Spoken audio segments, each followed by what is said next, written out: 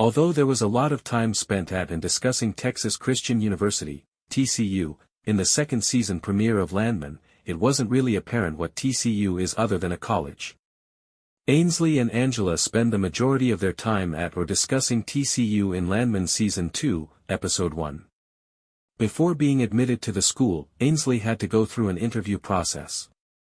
In the premiere, Ainsley had a terrible interview with the admissions counselor at TCU. Angela and Ainsley strolled around the campus, and they argued over the naming of the school's mascot.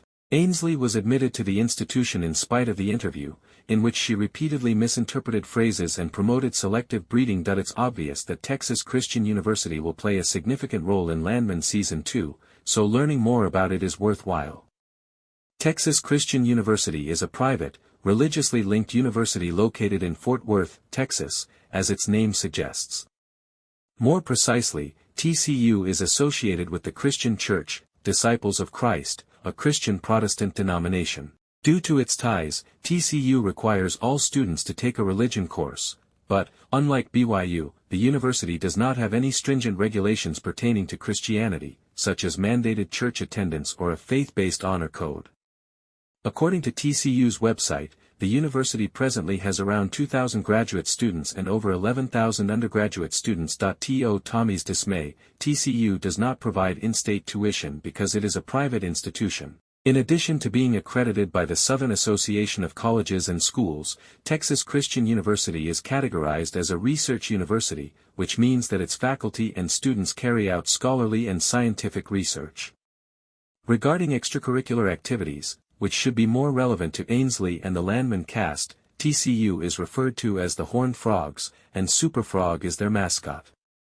A member of the Big 12 Conference and an NCAA Division I institution, TCU is best known for its football team. The Horned Frogs won the Isleta New Mexico Bowl and finished 9-4 overall in the 2024-25 campaign.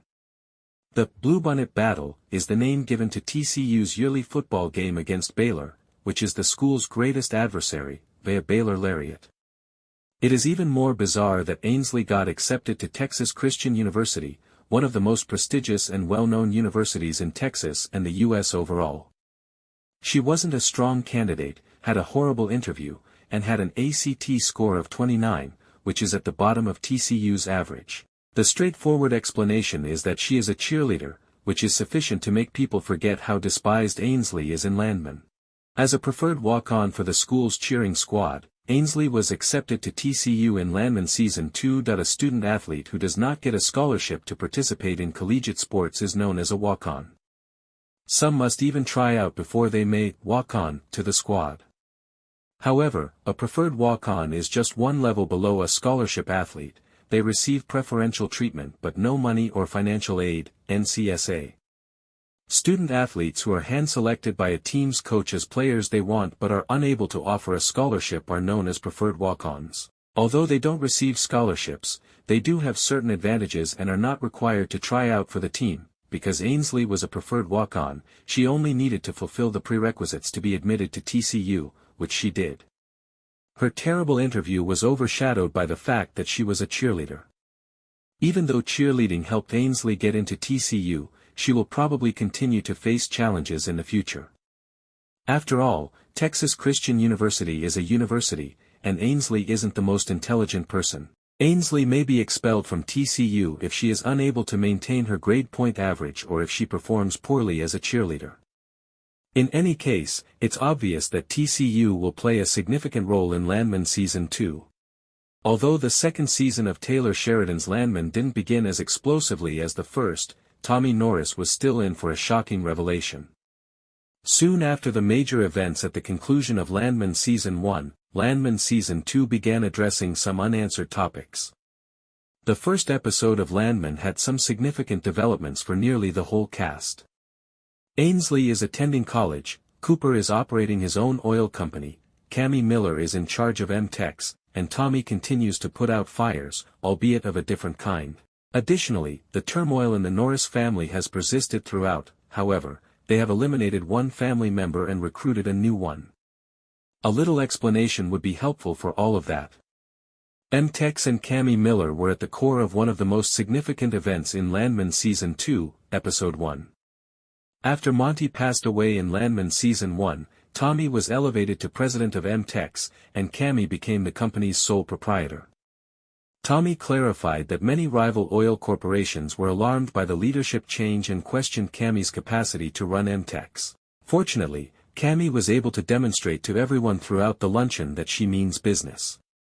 She sounded sincere about her own cruelty, and it was evident that her statement frightened several of the other oil tycoons. Although Cammy's capacity for leadership is now somewhat apparent, it is still unclear what she will do next. Declaring your intention to be a heavy hitter is one thing, really being one is quite another. In the upcoming Landman Season 2, Cammy will probably be seeking Tommy's advice. He is well versed in the oil industry, has publicly shown his willingness to assist Cammy, and Cammy seems eager to keep Tommy from managing the business on her behalf. She intends to become an expert herself, which probably means she will become more involved in Tommy's duties as president and collaborate with him more. Tommy will have to deal with a lot of people in the interim who want to know if Cammy is the genuine deal. Tommy is currently the only person who can defend Mtex against rival oil firms that will want a piece of the company. In addition to making sure Monty's former business associates don't flee from having Cammy as the new owner, he will have to determine which new transactions are good and which are terrible. In summary, Cammy and Tommy will face many difficulties in Landman Season 2. Although Cammy is not a fool, learning a business as competitive as the oil industry will undoubtedly result in setbacks and growing pains. Additionally, Tommy might have more than he can manage because Monty used to be an expert in the business side of things. Although it's early, there should be a lot of surprises in store for Landman Season 2. The biggest twist in Landman Season 2 was left for the very end, when Tommy received a phone call informing him of his mother's passing.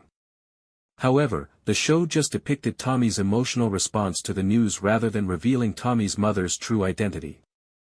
Fortunately, Landman discreetly disclosed that Dorothy, the woman TL was informed was dying, is Tommy's mother.